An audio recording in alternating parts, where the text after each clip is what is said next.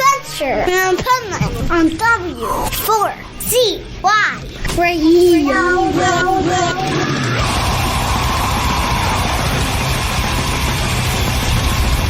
This is the Pipe Man here on the Adventures Pipe Man W4CY Radio, and I'm here with Mike from the Ataris. Nice, here at Warped Tour Montreal. Montreal, yes. Oh my God. We've spoken before. We have. Never in Montreal, though, so here's the first. Never above the border. I know, right? Yeah. What a cool venue, too. Like, it was the easiest festival I ever got into. Like, I walked across the street from my hotel, got on the metro, got off the metro, and I was looking at the media credential. That's thing. so crazy. Like, I was like, okay, well, when we get off the metro, how are we going to find it? And it was like right there. You know, I haven't played on the island here since 2003 Warped Tour. 2005 Warped Tour, but it's a special place. It reminds me, the island here, and we played Montreal many times, but the island reminds me of Warped Tour. So it's so good to be back here. It does look so Warped Tour when you come. It looks like it's just a big skateboard park. It does. It's super cool. I like the big, ball sculpture that's like all metal and stuff. It's really cool. I thought they were going to ride motorcycles round and round on the inside. Now, see, that would be fun, yeah, right? they did that on Warped Tour for a few years,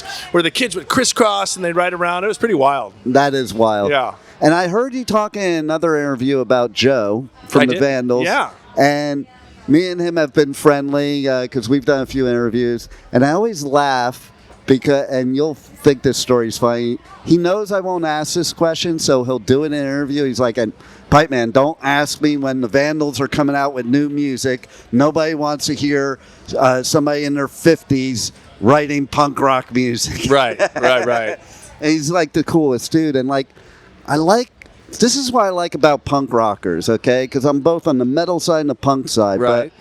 But, he's a lawyer and the punk rocker. That's right. You're a psychologist and the punk rocker. It's like, I just love that idea. As somebody that has gotten a lot of formal education myself, and like Dexter, putting the Offspring on hiatus to go to college.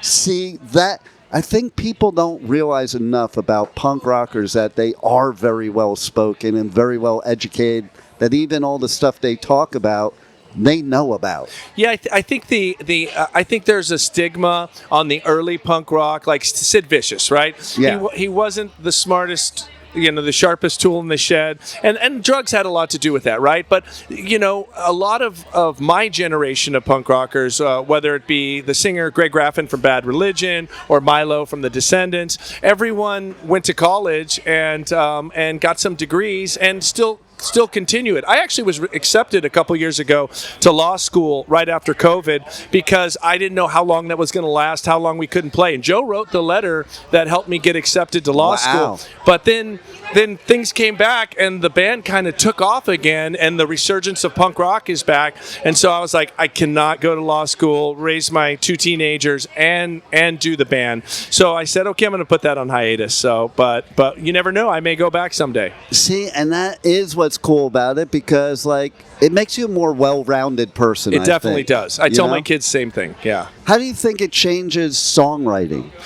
Well, I think what it does is it opens up, and I believe this about, extended education outside of high school, period. I think what it does is it, as you said, makes you a more well-rounded person. You know more about the world, and you're not so condensed on what you've been taught. And so when you learn about all these things, whether it's, psychology or anthropology or just religion, when I was in college, I took lots of great classes on religion. These things open you up that there's a big world out there. And I think the other thing is, as successful musicians, we've been able to, all of us that you spoke about, have been able to tour the world. When you're outside of your bubble, that's the other thing. We're up here in Montreal right now, and it's French Canada, so it's you're in a different culture, a different part of the world. And I think that also traveling and experience is just as much a part of that. And it's so true. You're speaking my language, because I've been talking about this a lot lately. When you're from America, especially my generation, we're the only free country. It's scary out there. Don't go anywhere. That's right. And I remember the first time I went to Europe, I was like, what the hell were they talking about? That's right. So I go to all these places now and all these different cultures, and I just realized that's what makes you a well-rounded, educated person, because you can talk all you want about the other side of the world until you're walking over there and experience it. Do you really know what's going on? No. You don't. Yeah. You know what they feed you. Get out there, see the world, see other cultures, other human beings. Because at the end of the day, what I've found is we're just all human beings. One race, the human race. We are. And I'm the first generation born in America. My family comes from Belgium, from Antwerp. And so Nice. I grew up with my grandmother and great grandmother. They were like the matriarchs of the family and like the rocks, right? And they taught us that early. Like, they grew up in Europe during World War II, and so they taught us that there's a big world out there, and you never know when shit's going to change on a dime. No doubt. My grandmother used to say the only thing constant in life is change. Yeah, exactly. That's a good one, and right? that's why you're so well.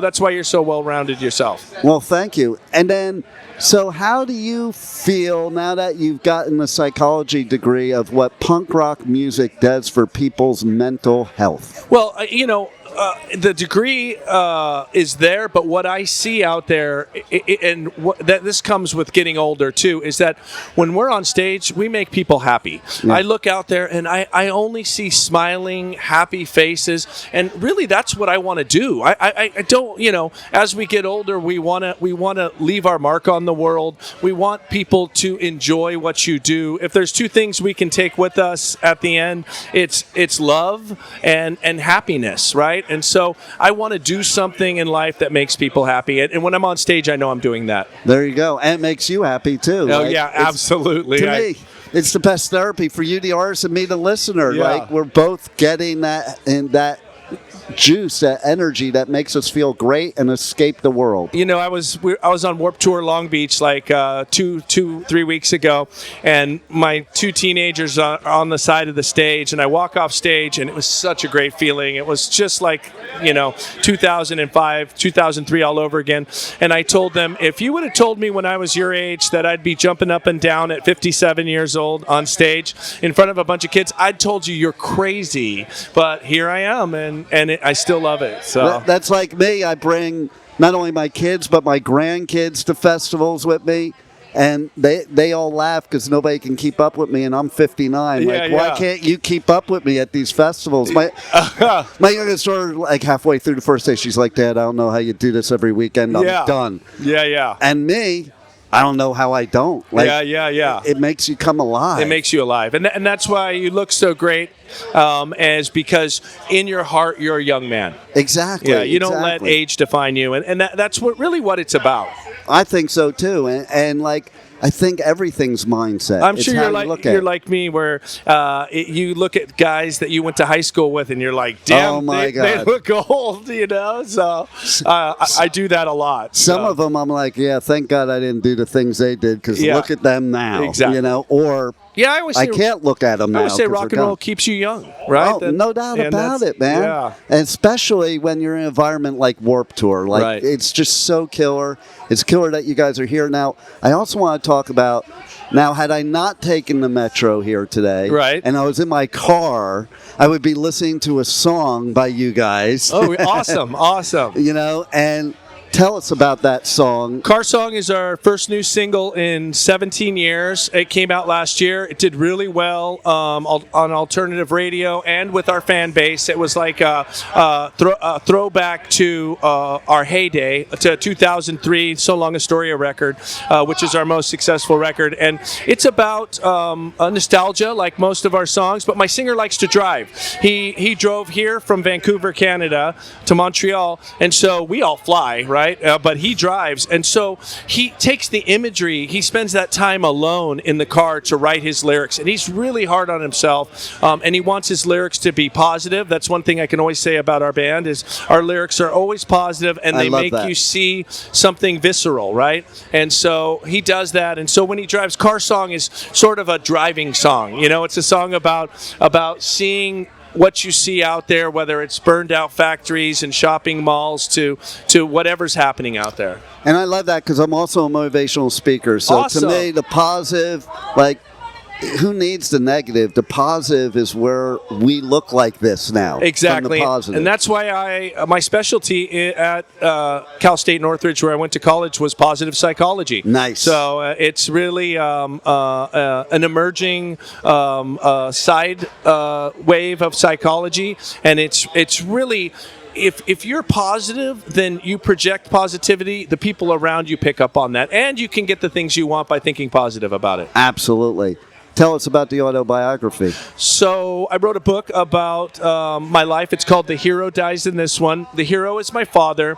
He died in a car accident when I was 19, but he was the one that was instilled in me that you can attain great things if you believe in it, if you put your mind to it. But my life has been full of ups and downs, from getting in trouble with the law and having a .com company. I went to federal prison, but I've had success in music and business. So I was abandoned by my mother at 6, and my dad came in. So there's it's a great story. It's funny, and it's also sad, and it's also exciting. And there's some great stories about celebrities. Our time in Hollywood when Astoria was, when we were on MTV and TRL and all that stuff.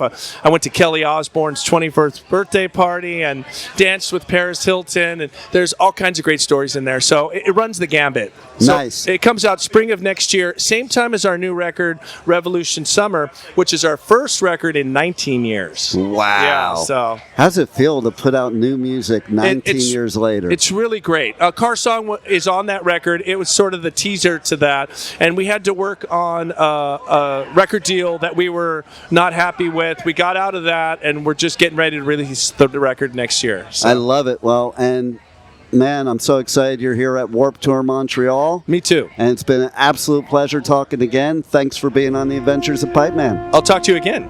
No doubt. All right. Thank you for listening to the Adventures of Pipe Man on W4CY Radio.